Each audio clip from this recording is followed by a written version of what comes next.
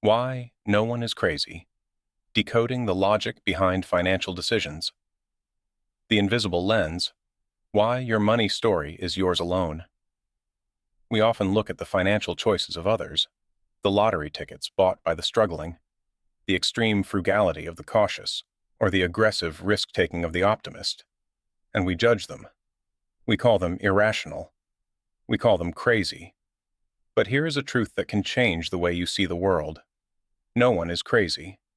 Every single financial decision made by every person on this planet is, in that moment, a logical response to their own unique history. We are not just calculating machines driven by data. We are emotional beings, driven by the stories our lives have told us, the geography of experience. Imagine two people.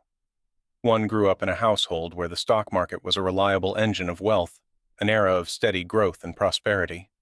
The other grew up in a home where inflation eroded every hard-earned paycheck, or perhaps during a time when markets were wiped out by global catastrophe. When these two people look at a stock index, they are not seeing the same thing. One sees an opportunity, the other sees a threat. One is anchored in the memory of gain, the other is anchored in the scars of loss. We assume that if we are smart or informed, we should all reach the same conclusions about money, but we forget that our personal experiences, the tiny sliver of reality we have witnessed, shape 80% of how we think the world works. Why we judge, and how we can stop.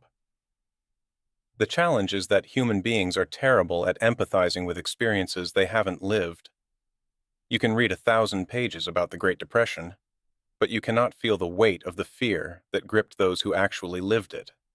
Because you lack the emotional scar, you view the world through a lens of comfort that, to them, looks like dangerous complacency. This is why we see such stark divides. The lottery ticket. Paradox.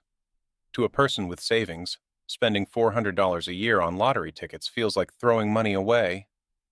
But to someone who feels they have zero chance of ever escaping their current circumstances, that ticket represents the only mathematically possible way to change their life.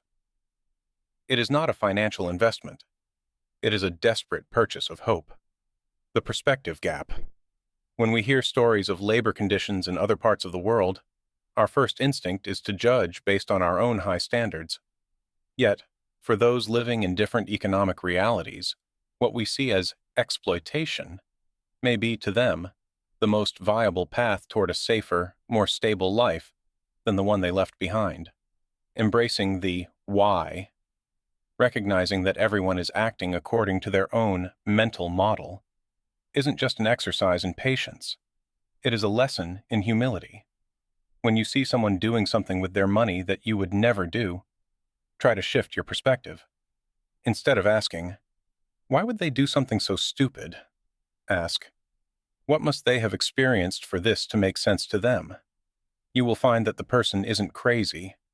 They are just living in a world shaped by a different set of lessons than your own. Understanding this allows us to move from judgment to empathy. It reminds us that we are all just trying to navigate a complex, uncertain world with the limited tools and history we have been given. Your financial journey is yours, and theirs is theirs, and both are perfectly, humanly, justified. As you look back on your own financial habits, can you identify the specific life event or period in your history that first taught you what money really means?